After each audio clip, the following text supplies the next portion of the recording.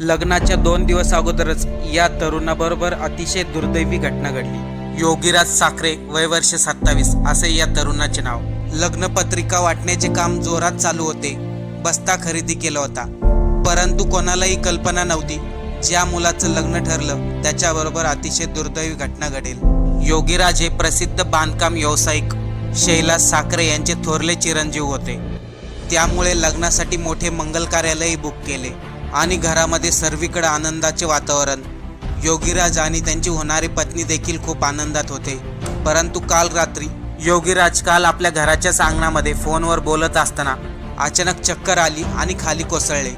घरच्यांनी त्यांना तातडीने हॉस्पिटलमध्ये दाखल केले, पण तोपर्यंत उशीर झाला होता। डॉक्टरांनी योगीराजचा उपचार करण्या अगोदरच 27 वर्षीय योगीराजला मृत घोषित केले। योगीराजचा हृदयविकाराच्या झटक्याने दुर्दैवी मृत्यू झाला। कोरोना काळामध्ये सर्वांनी वॅक्सिन